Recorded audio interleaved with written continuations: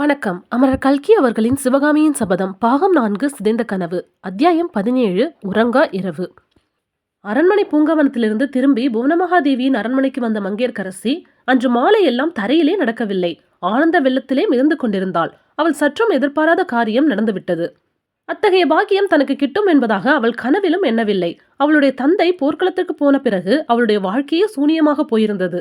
அந்த சூனியத்தை நிரப்பி அவளுடைய வாழ்க்கையை இன்பமயமாக்கக்கூடியதான சம்பவம் ஒன்றே ஒன்றுதான். அந்த அற்புதம் அன்றைக்கு நடந்துவிட்டது. அவளுடைய உள்ளத்தையும் உயிரையுமே கவர்ந்திருந்த காதலன் எளிதில் யாரும் பிரவேசிக்க முடியாத அந்த பல்லவ அரண்மனைக்குள்ளே அவளை தேடி வந்து சந்தித்தான். சந்தித்ததோடல்லாமல் அவளிடம் தனது இடையரா காதலையும் சிறிதும் சந்தேகத்துக்கிடமின்றி வெளியிட்டான். அவளுடைய வாழ்க்கையை ஆனந்தமயமாக்கக்கூடிய பேரு வேறு என்ன இருக்கிறது? அவளுடைய கால்கள் தரையிலே படியாமல் நடக்கும் போதே நடனமாடி கொண்டிருந்ததில் வியப்பு என்ன இருக்கிறது? இந்த அற்புத சம்பவத்தை பற்றி யாரிடமாவது சொல்ல வேண்டும் என்று அவளுடைய உள்ளம் துடித்துக் கொண்டிருந்தது. ஆனால் யாரிடம் சொல்வது? சொல்வதானால் தன்னை புதல்வியென கொண்டு அன்பு செலுத்தி வரும் புவனமகாதேவியிடம்தான் சொல்ல வேண்டும். ஆனால் அன்று மாலை புவனமகாதேவியின் முகபாவமும் சுபாவமும் ஓரளவு மாறியிருந்தன. தன் அந்தரங்கத்தை வெளியிட்டு பேசக்கூடிய நிலைமையில் அவர் இல்லை என்பதை மங்கையர்க்கரசி கண்டாள். சிவபூஜையின் போது கூட தேவியின் திருமுகத்தில் வழக்கமான சாந்தமும் புன்னகையும் பொலியவில்லை. மங்கையர்க்கரசியிடம் அவர் 2 தடவை அகாரணமாக சிடுசிடுப்பாக பேசினார். மற்ற நாளா இருந்தால் தேவி அவ்விதம் சிடுசிடுப்பாக பேசியது மங்கையர்க்கரசியின் உள்ளத்தை வெகுவாக வருத்தப்படுத்தியிருக்கும். ஆனால் அன்று மங்கையர்க்கரசி அதையெல்லாம் பொருட்படுத்தவில்லை. தன் மனதில் பொங்கி வந்த குதூகலத்தை தேவியிடம் பகிர்ந்து கொள்ள முடியவில்லையே என்று மட்டும்தான் அவள் கவலைப்பட்டாள். இருட்டி 1:30 ஜாம நேரம் ஆன போது மங்கையர்க்கரசி வழக்கம் போல் புவனமகாதேவியின் படுக்கை அறைக்கு பக்கத்தில் தனக்கென்று அளிக்கப்பட்டிருந்த அறையில் படுத்துக்கொண்டாள். ஆனால் உறக்கம் மட்டும் வரவே இல்லை. கண்ணிமைகள் மூடிக்கொள்ளவே மறுத்துவிட்டன. துயரத்தினாலும் கவலையினாலும் தூக்கம் கெடுவதை காட்டிலும் எதிர்பாராத சந்தோஷத்தினாலும் உள்ள கிளர்ச்சியாலும் உறக்கம் அதிகமாக கெடும் என்பதை அன்று மங்கையர்க்கரசி கண்டாள். சற்று நேரத்துக்கெல்லாம் தூங்கும் முயற்சியையே விட்டுவிட்டு தன் வருங்கால வாழ்க்கையை பற்றிய மனோராஜ்யங்களில் ஈடுபட்டாள். இவ்விதம் இரவின் 2ஆம் ஜாமம் முடிந்து 3வது ஜாமம் ஆரம்பமாயிற்று. அந்த நடுநிசி வேளையில் நிசப்தம் குடிக்கொண்டிருந்த அந்த அரண்மனையில் திடீரென்று கேட்ட ஒரு சப்தம் மங்கையர்க்கரசியை தூக்கி வாரி போட்டது. அது வெகு சாதாரண லேசான சப்தம்தான், வேறொன்றுமில்லை. ஏதோ ஒரு கதவு திறக்கப்படும் சப்தம். ஆயினும் அந்த வேளையில் அத்தகைய சப்தம் மங்கையர்க்கரசிக்கு ஏதோ ஒருவித காரணமில்லாத பயத்தை உண்டாக்கியது. அவள் படுத்திருந்த அறைக்கு வெளியே தாழ்வாரத்தில் மெல்லிய காலடிகளின் சப்தம் அவள் கவனத்தை கவர்ந்தது. அந்த நேரத்தில் புவனமகாதேவியின் அறைக்கருகே அவ்விதம் நடமாட துணிந்தது யாராயிருக்கும்? இன்னதென்று தெளிவாய் தெரியாத திகில் கொண்ட உள்ளத்துடன் மங்கையர்க்கரசி தன் படுக்கையில் எழுந்து உட்கார்ந்தாள். காலடி சப்தம் மேலும் மேலும் நெருங்கி தன் அறைக்கு சமீபத்தில் வருவதாக தோன்றியது. அப்படி வருவது யார் என்று தெரிந்து கொள்ள வேண்டும் என்ற ஆவல் அவளை பீடித்தது. சப்தம் செய்யாமல் படுக்கையிலிருந்து எழுந்து அவளுடைய அறையிலிருந்து வெளித்தாழ்வாரத்தை நோக்கிய பலகனியின் அருகே சென்று வெளியிலிருந்து தன்னை பார்க்க முடியாதபடி மறைவாக நின்றாள். மறுகணமே அவளுடைய ஆவல் நிறைவேறியது.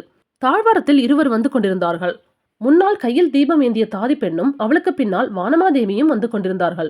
ஆம், அது வானமாதேவியேதான். ஆனால் அவருடைய முகம் ஏன் அப்படி பேயெடுத்த முகத்தை போல் வெளுத்து விகாரமடைந்து போயிருக்கிறது? வந்த இருவரும் மங்கையர்க்கரசின் அறையை தாண்டி அப்பால் போனதும் சற்று தூரத்தில் அதே தாழ்வாரத்தில் மறுபுறத்தில் திறந்திருந்த ஒரு கதவு மங்கையர்க்கரசியின் கண்ணையும் கவனத்தையும் கவர்ந்தது. அவள் அந்த அரண்மனைக்கு வந்த நாளாக மேற்படி கதவு திறக்கப்பட்டதை பார்த்ததில்லை. வானமாதேவியின் மாளிகையிலிருந்து இந்த மாளிகைக்கு வருவதற்கான சுரங்க வழியின் கதவு அது என்று அவள் கேள்விப்பட்டிருந்தாள். அந்த சுரங்க வழி மூலமாகத்தான் வானமாதேவி இப்போது வந்திருக்க வேண்டும். இந்த நடுநிசையில் அவ்வளவு ரகசியமாக சுரங்க வழியின் மூலம் அவர் எதற்காக வந்திருக்கிறார்? இந்த கேள்விக்கு மறுமொழி அவளுக்கு மறுகணமே கிடைத்தது. வந்தவர்கள் இருவரும் புவனமகாதேவியின் படுக்கையறை வாசல் கதவண்டை நின்றார்கள். கையில் விளக்குடன் வந்த தாதி பெண் கதவை லேசாக தட்டினார். உள்ளே இருந்து யார் என்று குரல் கேட்டது. நான் தான் அம்மா என்றார் வானமாதேவி. இதோ வந்து விட்டேன் என்னும் குரல் கேட்ட மறுகணமே கதவு திறந்தது. தாதி பெண்ணை வெளியிலே நிறுத்திவிட்டு வானமாதேவி உள்ளே சென்றார்.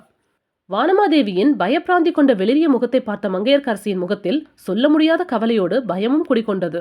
பூர்ண சந்திரனையொத்த பிரகாசமான பல்லவ சக்கரவர்த்தினியின் வதனம் 4 நாளைக்குள் அப்படி மாறி போயிருக்கும் காரணம் என்ன? அவருக்கு அத்தகைய கவலையையும் பயத்தையும் உண்டாக்கும் விபரீதம் என்ன? சக்கரவர்த்தி போர்க்களத்துக்கு போன பிறகு கூட வானமாதேவி எவ்வளவோ தைரியமாகவும் உற்சாகமாகவும் இருந்தாரே, அதை பற்றி தான் ஆச்சரியப்பட்டதும் உண்டல்லவா? அப்படிப்பட்டவரை இவ்விதம் மாற்றும்படியாக எத்தகைய அபாயம் எதிர்நோக்கி வந்து கொண்டிருக்கிறது? அந்த அபாயம் அவருடன் மட்டும் போகுமா, அல்லது அந்த அரண்மனையில் உள்ள மற்றவர்களையும் பீடிக்குமா? கள்ளங்கபடமற்ற பெண்ணாகிய மங்கையர்க்கரசிக்கு மேற்படி விஷயத்தை தெரிந்து கொள்ளும் பொருட்டு ஒற்று கேட்பது ஒரு பிசகான காரியமாகவே தோன்றவில்லை. எனவே புவனமகாதேவியின் அறைக்கும் தன்னுடைய அறைக்கும் மத்தியில் இருந்த கதவண்டை சென்று நின்று மாமிக்கும் மருமகளுக்கும் நடந்த சம்பாஷணையை ஒற்று கேட்க தொடங்கினாள். அந்த சம்பாஷணையின் ஆரம்பமே அவளுடைய மனதில் என்றுமில்லாத பீதியை உண்டாக்கி உடம்பெல்லாம் நடுங்கும்படி செய்தது. போக போக அவள் காதில் விழுந்த விவரங்கள் சொல்ல முடியாத வியப்பையும் எல்லையில்லாத பீதியையும் மாறி மாறி அழுத்தன. சில சமயம் அவள் உடம்பின் ரத்தம் கொதிப்பது போலவும் சில சமயம் அவளுடைய இருதய துடிப்பு நின்று போவது போலவும் உணர்ச்சிகளை உண்டாக்கின. அப்படியெல்லாம் அந்த பேதை பெண்ணை கலங்க செய்து வேதனைக்குள்ளாக்கிய சம்பாஷணையின் விவரம் இதுதான். அம்மா, ஒருவேளை தூங்கி போய்விட்டீர்களா?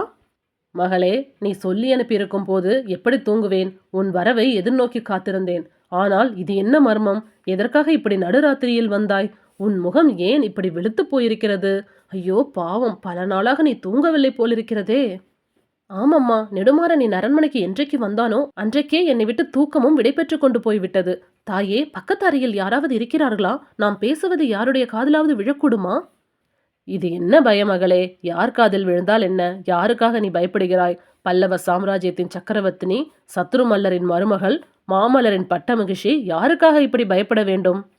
யாருக்காக நான் பயப்படுகிறேன் என்றா கேட்கிறீர்கள்? அம்மா, நமது அரண்மனையில் உள்ள ஒவ்வொரு பணியாளிடமும் ஒவ்வொரு பணிப்பெண்ணிடமும் பயப்படுகிறேன். அப்படியானால் உன் பின்னோடு அழைத்து வந்தாயே அவள்? செவிடும் ஊமையுமாக இருப்பவளை பார்த்து அழைத்து வந்தேன்.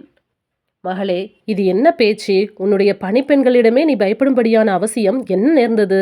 வீரபாண்டிய குலத்திலே பிறந்து வீரப்பல்லவர் வம்சத்தில் வாழ்க்கைப்பட்டவள் இத்தகைய பயத்துக்கு ஆளாகலாமா? இது என்ன அவமானம்? அம்மா, இதில் உள்ள மான அவமானம் எல்லாம் பாண்டிய குலத்துக்குத்தான், பல்லவ குலத்துக்கு ஒன்றுமில்லை. என் அரண்மனை பணிப்பெண் ஒருத்தி சமணர்களுடைய வேவுக்காரியாகி நெடுமாறனுக்கும் சமணர்களுக்கும் நடுவே தூது போய் வருகிறாள் என்று அறிந்தேன். அவள் வந்து சொன்ன செய்தியின் பேரில் நேற்றிரவு நடுநிசையில் நெடுமாறன் சமண சித்தர்களின் அந்தரங்க மந்திர கூட்டத்துக்கு போய்விட்டு வந்தான். ஆம் மகளே, இது என்ன விந்தை? காஞ்சி நகரில் இன்னும் சமணர்கள் தங்கள் காரியங்களை நடத்தி கொண்டிருக்கிறார்களா? ஆம் தாயே, நெடுமாறனை தொடர்ந்து அந்த சமண சித்தர்களும் வந்திருக்கிறார்கள். நெடுமாறன் அவர்களை பார்க்க போன போது அங்கே நடந்த காரியங்களை கேட்டால் இன்னும் தாங்கள் பயங்கரமடைவீர்கள். என்ன நடந்தது மகளே? நெடுமாறனுடைய மனத்தை கெடுப்பதற்காக என்னவெல்லாமோ அவர்கள் மந்திர தந்திரங்களை கையாளுகிறார்களாம். பாவம், நெடுமாறனுடைய புத்தி அடியோடு பேதலித்து போயிருக்கிறது. ஆனால் சமணர்களுடைய நோக்கம்தான் என்ன? யாரோ ஒரு பையனை மந்திர சக்தியால் மயக்கி வருங்காலத்தில் வரப்போவதை அகக்கண்ணால் கண்டு சொல்ல சொன்னார்களாம். வாதாபி யுத்தத்தில் வெற்றியடைந்த உடனேயே தங்களுடைய புதல்வர் நெடுமாறன் மீது பொறாமை கொண்டு அவனை கத்தியால் வெட்டி கொள்வதாக அவன் கண்டு சொன்னானாம். ஐயோ, இது என்ன கொடுமை! அப்புறம்? ஆனால் அந்த விதியையும் சமண சித்தர்கள் சக்தியால் மாற்றலாம் என்று அவர்கள் சொன்னார்களாம். அவர்களின் விருப்பத்தின்படி நடந்தால் நெடுமாறனை தட்சிண தேசத்தின் ஏக சக்கராதிபதியாக இந்த காஞ்சியிலேயே பட்டாபிஷேகம் செய்து வைப்பதாக சொன்னார்களாம். இதெல்லாம் உனக்கு எப்படி தெரிந்தது மகளே? நம் ஒற்றர் தலைவன் சத்ருக்னன் எல்லாவற்றையும் ஒளிந்திருந்து பார்த்து கொண்டிருந்தானாம்.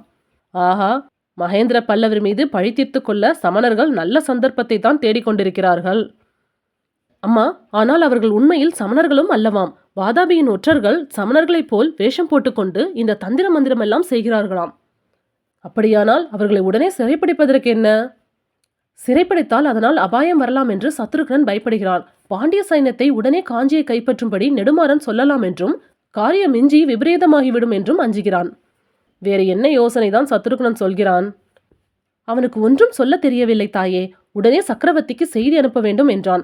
ஆனால் என் நாதர் போருக்கு புறப்படும் போது அவருக்கு நான் வாக்கு கொடுத்திருக்கிறேன். அதை நிறைவேற்றியே தீருவேன். தங்களிடம் அனுமதி பெற்று போகத்தான் வந்தேன்.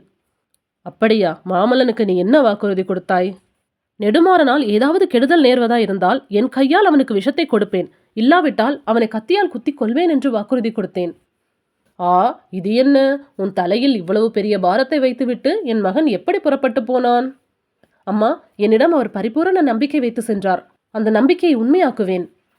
குழந்தாய், நாளை மாலை வரையில் எனக்கு அவகாசம் கொடு. முடிவாக என் யோசனையை சொல்கிறேன். அம்மா, அடுத்த அறையில் யார் இருக்கிறது? ஏதோ சப்தம் கேட்பது போல் தோன்றியது. இந்த அரண்மனை பற்றி நீ சந்தேகிக்க வேண்டாம். இங்கு யாரும் அப்படிப்பட்டவர்கள் இல்லை. அப்படியா நினைக்கின்றீர்கள்? இன்று சாயங்காலம் நடந்ததை கேட்டால் ஆச்சரியப்பட்டு போவீர்கள். சாயங்காலம் என்ன நடந்தது? நெடுமாறன் பூந்தோட்டத்தில் உலாவி விட்டு வருவதாக சொல்லி போனான். வெகு நேரம் அவன் திரும்பி வராமல் இருக்கவே எனக்கு ஏதோ சந்தேகமாய் இருந்தது. அவனை தேடிக்கொண்டு நான் சென்றேன். பூங்காவனத்தில் செடிகள் அடர்ந்திருந்த ஓரிடத்தில் நெடுமாறனும் ஒரு பெண்ணும் நின்று அந்தரங்கமாக பேசிக் கொண்டிருந்தார்கள். அந்த பெண் யார் தெரியுமா? யார்? தாங்கள் சுவிகார புதல்வியாக கொண்டு அன்புடன் ஆதரித்து வளர்க்கிறீர்களே, அந்த சோழ நாட்டு பெண்தான். என்ன, மங்கையர்க்கரசியா? ஆம் தாயே, மங்கையர்க்கரசியே தான். மகளே, நீ யாரை பற்றி என்ன சொன்னாலும் நம்புகிறேன். ஆனால் மங்கையர்க்கரசியை மட்டும் ஒரு நாளும் சந்தேகிக்க மாட்டேன். ஆனால் என் கண்ணாலேயே பார்த்தேன் அம்மா. கண்ணாலே என்ன பார்த்தாய்? இருவரும் பேசிக் கொண்டிருந்ததை பார்த்தாய், அவ்வளவுதானே. இவள் பூஜைக்கு மலரெடுக்க போயிருந்தாள். தற்செயலாக நெடுமாறன் அங்கு வந்திருப்பான். ஏதாவது கேட்டிருப்பான். இவளும் யாரோ பாண்டிய நாட்டு வாலிபனை பற்றி விசாரிக்க வேண்டும் என்று சொல்லிக் கொண்டிருந்தாள்.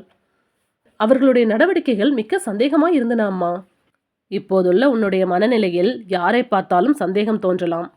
போய் வருகிறேன் அம்மா. தங்களிடம் சொன்ன பிறகு என் இருதயத்தை அழுத்திக் கொண்டிருந்த பாரம் கொஞ்சம் குறைந்திருப்பது போல் தோன்றுகிறது. போய் வா குழந்தாய். மீனாட்சி அம்மன் அருளால் உன்னுடைய இருதயத்தின் பாரம் முழுவதும் நீங்கட்டும். இதன் பிறகு கதவு திறந்து மூடும் சத்தம் கேட்டது. அதைத் தொடர்ந்து காலடி சப்தமும் மறுபடியும் கதவு திறந்து மூடும் சத்தமும் கேட்டன. பிறகு அந்த அரண்மனையில் ஆழ்ந்த நிசப்தம் குடிக்கொண்டது.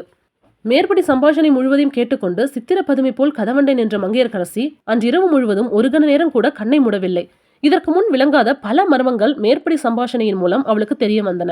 பாண்டியகுமாரர் தான் தன்னுடைய காதலன் என்ற செய்தி அவளுக்கு எல்லையற்ற உவகையையும் வியப்பையும் அளித்தது. தான் அவனை பற்றி அடிக்கடி கண்ட கனவின் பொருள் ஒருவாறு விளங்கிற்று. அவனுக்கு அந்த அரண்மனையில் நேர்வதற்கிருந்த பேரபாயம் அவளுக்கு சொல்ல முடியாத திகிலையும் கவலையையும் அளித்தன. அந்த பேரபாயத்திலிருந்து அவனை தப்பு வைக்கும் பொறுப்பும் பாக்கியமும் தனக்குரியவை என்பதையும் உணர்ந்தாள். இம்மாதிரி எண்ணங்கள் அவளுக்கு இரவு முழுதும் ஒரு கணமும் தூக்கமில்லாமல் செய்துவிட்டன. மறுநாள் மாலை குறிப்பிட்ட சமயத்துக்கு சற்று முன்னாலேயே பூங்காவனத்துக்கு சென்று காத்திருந்தாள். நெடுமாறன் வந்ததும் விரைந்து வந்து அணுகி ஒரே பரபரப்புடன், பிரபு, தங்களுக்கு இந்த அரண்மனையில் பேரபாயம் சூழ்ந்திருக்கிறது, உடனே இங்கிருந்து போய்விடுங்கள் என்று அலறினாள். நெடுமாறன் சிறிது வியப்புடன், என்ன சொல்லுகிறாய்? எனக்கா பேரபாயம் வரப்போகிறது? இந்த ஏழைக்கு யாரால் என்ன அபாயம் நேரக்கூடும் என்றான். சுவாமி, என்னை இனியும் ஏமாற்ற நினைக்க வேண்டாம். தாங்கள் தான் பாண்டியகுமாரன் என்பதை அறிந்து கொண்டேன். உண்மையிலேயே தங்களுக்கு இங்கே பேராபாயம் வருவதற்கு இருக்கிறது. உடனே போய்விடுங்கள் இந்த அரண்மனையை விட்டு என்றாள் மங்கையர்க்கரசி. ஹை ஃப்ரெண்ட்ஸ், உங்களுக்கு இந்த கதை பிடிச்சா லைக் பண்ணுங்கள், ஷேர் பண்ணுங்கள், மறக்காமல் சப்ஸ்கிரைப் பண்ணுங்கள். தேங்க்யூ.